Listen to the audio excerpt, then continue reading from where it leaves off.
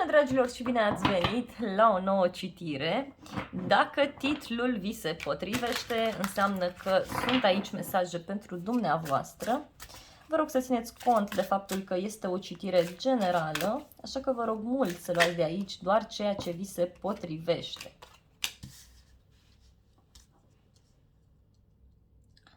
Voi cred că aveți nevoie de aceste mesaje mult mai mult. Pentru că sunteți într-o perioadă a vieții în care apar tot felul de inovații, de schimbări. Mi se pare foarte interesant faptul că o situație care ține de o persoană cu autoritate asupra voastră sau zona autorităților, o decizie care s-a luat undeva, v-a ambiționat și v-a făcut să reanalizați lucrurile. Uitați ce frumos aici. Posibil să fie vorba de o situație în care, pe de o parte, lucrurile sunt ok, pe de altă parte, nu sunt ok. Pentru alții, e ca și cum vă simțiți dornici de a face o schimbare, însă vreți să cântăriți lucrurile foarte bine, vreți să echilibrați o situație anume, vă doriți foarte multă pace și echilibru.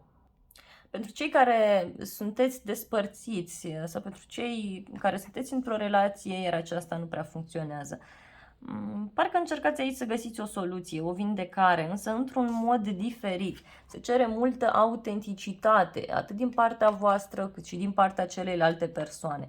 Parcă fiecare trebuie să lase de la el sau de la ea și să înțeleagă, dragilor,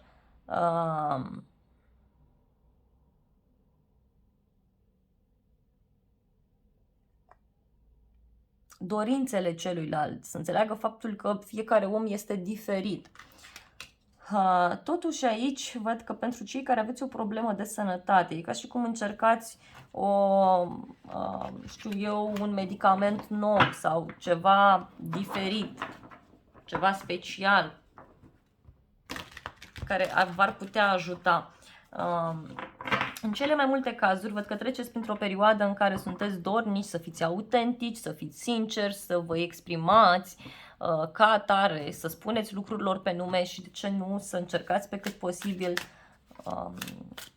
să arătați lumii exact ceea ce sunteți.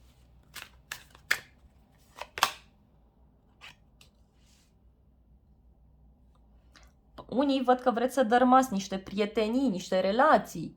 Poate vreți să plecați de la locul de muncă, parcă vreți să învățați lucruri noi sau vreți să lăsați deoparte tot ceea ce ați învățat voi până acum, în general despre viață. Parcă nici banii nu vă mai plac. Parcă, nu știu, ați stat și parcă spuneți, bun, dar nu mă bucur de viață, nu mă bucur de ceea ce este. Posibil ca din trecut să luați ceea ce v-a plăcut sau, mai bine spus, ceea ce a fost frumos. Parcă vă uitați spre tot ceea ce a fost frumos în trecut, alții dintre voi, și acum parcă nici măcar nu puteți să vă bucurați de ceva anume. Poate e cazul să înțelegeți că orice relație, chiar dacă este o prietenie, chiar dacă este o relație de iubire, totul începe și totul se termină pe lumea asta, că ne naștem singuri și murim singuri. Despre asta e vorba, iar atașamentele acestea, să știți că de multe ori strică multe lucruri, mult. Vreau să mergem mai departe, să continuăm citirea. Aveți iarăși o arcană majoră. Aici văd că unii chiar vă doriți să cunoașteți lucrurile într-un mod diferit. Parcă sunteți undeva la înălțime și parcă de aici aveți ocazia să cunoașteți totul într-o altă manieră, într-un mod total diferit. Văd că aveți o intuiție foarte bună. Vedeți că aveți niște informații extrem de prețioase în jurul vostru care vă pot ajuta. Dar încercați să le folosiți într-un mod pozitiv. Văd niște secrete, niște lucruri, dar pentru alții e ca și cum, nu știu,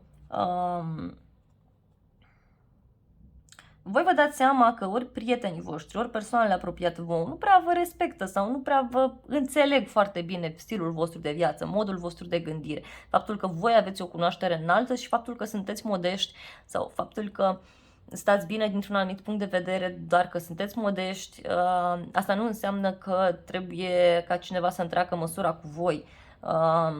Ce mai văd aici este că e posibil să vă irosiți cunoașterea unii pe o situație mai puțin plăcută. Dacă e vorba de o relație de trio, atunci eu v-aș sfătui aici să încercați să stați puțin deoparte, nu neapărat să terminați relația, în schimb să stați să analizați lucrurile mai profund, mai ascultați-vă intuiția, mai vedeți faptul că poate e o persoană care nu prea înțelege ce vreți voi să faceți, poate e o persoană care are și niște probleme, da, în tot acest trio și atunci e bine să fiți ușor mai atenți. Apare o provocare pentru unii sau a apărut deja, dar o provocare în care e bine să vedeți lucrurile dintr-o altă perspectivă. E bine să dați dovadă de iubire, de înțelegere, de putere, de blândețe, iarăși.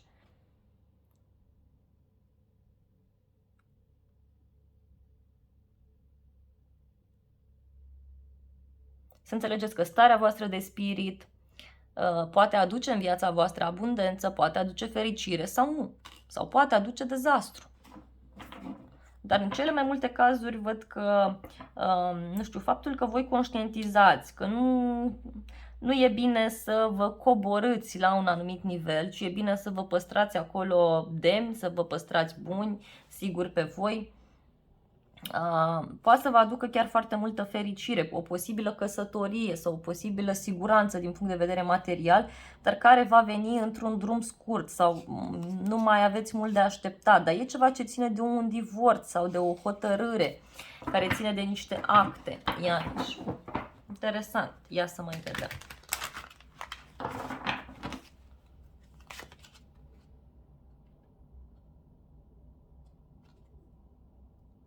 Poate e ceva ce nu o să vă convină, care ține de ideea aceasta de a da bani, de a primi bani, de a împărți bani. Poate ceilalți, cine știe, nu apreciază ceea ce oferiți voi sau nu înțeleg locul vostru de muncă, nu înțeleg situația prin care voi treceți, nu apreciază ceea ce oferiți voi și posibil din acest motiv am spus cei mai mulți dintre voi să alegeți să rupeți o anumită relație, o anumită situație. Vreau să vedem mai departe.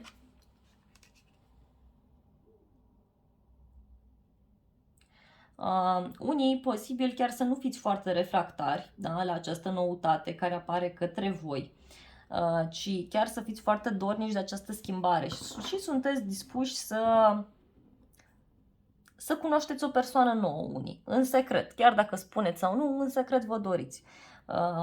Sau pentru alții ca și cum acceptați și această nouă formă a relației sau această noutate care apare pe zona profesională, tocmai pentru faptul că vă doriți o schimbare, parcă v-ați săturat de stagnare, v-ați săturat să stați, să așteptați după o persoană, după cineva anume. Și văd aici o soluție foarte bună pe care o găsiți, și anume că unii posibil să vă schimbați ideea despre ceea ce înseamnă triunghi amoros, despre ceea ce înseamnă aparenți prieteni care de fapt vor sfaturi de la voi, însă înțeleg lucrurile total pe dos. Da? Și în loc să construiască ceva stabil pe vorbele voastre, pe gesturile pe care le faceți, din contra ei le dărâmă. Deci atenție din acest punct de vedere. Unii chiar luați o decizie foarte radicală, iar dacă e vorba de o relație de trio, atunci să știți că lucrurile se clarifică cam în 2 puncte de când vedeți voi această citire. Adică 2 zile, 2 săptămâni, maxim 2 luni. Unii văd că vă călcați pe inimă, și vă dați seama de faptul că în poziția în care sunteți este greu să îi înțelegeți pe ceilalți. Totuși, dragilor, e bine să nu vă faceți foarte multe iluzii. Da? Posibil unii să aflați niște secrete care nu prea vă plac, care nu prea sunt de bun augur, cum s-ar spune. Care nu sunt benefice. Iar 7 ăsta de monede.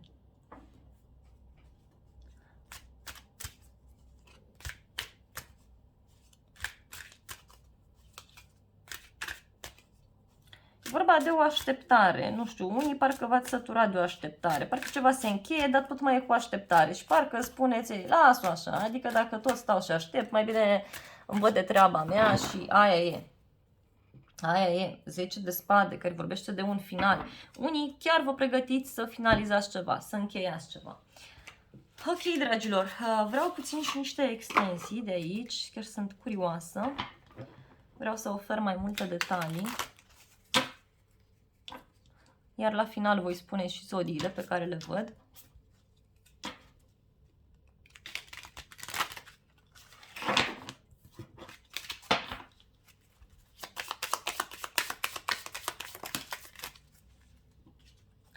Dacă sunteți femeie, văd că voi sunteți cele care încercați să găsiți o soluție, încercați să găsiți o vindecare. Dacă sunteți bărbat, printr-o femeie la care se ajunge greu, printr-o femeie suspusă, o femeie puternică, o femeie care a suferit multe, care a suferit un divorț, care a, în urma unei căsătorii, care a durat mult.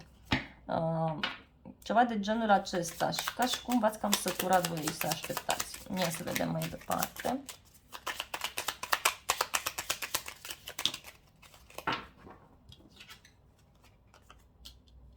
Aveți o dorință foarte pură, o dorință frumoasă, care se poate materializa, dragilor, fără dar și poate. Unii chiar vă gândiți serios la o schimbare mare, la o călătorie în străinătate, la o mutare împreună. Nu știu, parcă plănuiți ceva în secret aici sau o să plănuiți ceva în secret, dar ceva ce vă poate duce într-o zonă extrem de frumoasă, extrem de profundă. Poate, cine știe, deodată va apare așa în față o informație printr-o persoană sau printr-un vis, prin zona aceasta a divinației, și știu, tarot, astrologie, numerologie, vă apar niște informații acolo care vă pot ajuta și care vă pot face să schimbați lucrurile destul de mult, să vă dați seama că sunteți prinși pe loc, sunteți prinși într-o situație.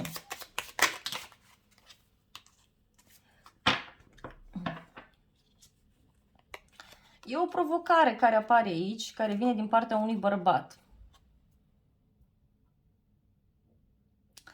Adică e ca și cum dați un ultimatum cuiva. Unii văd că vă mutați sau e vorba de o așteptare, când vine vorba de a vă muta împreună sau de a face o călătorie. Totuși văd că lucrurile se pot stabiliza în această relație, mai ales dacă voi sunteți dispuși să treceți peste acest secret sau peste această discuție, că e ceva ce nu vă place vouă. Dar vreau să vedem ce e cu acest nou început.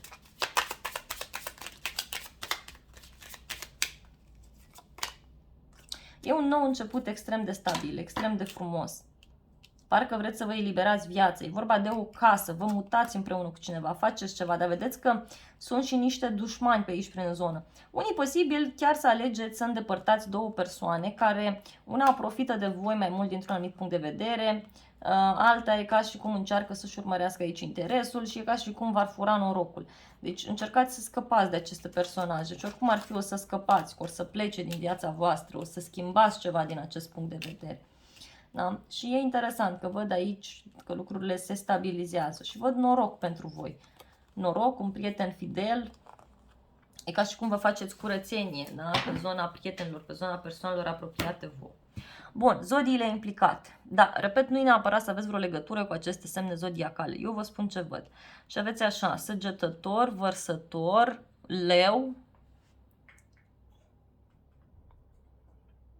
zodii de pământ, Taur, Capricorn, Fecioară,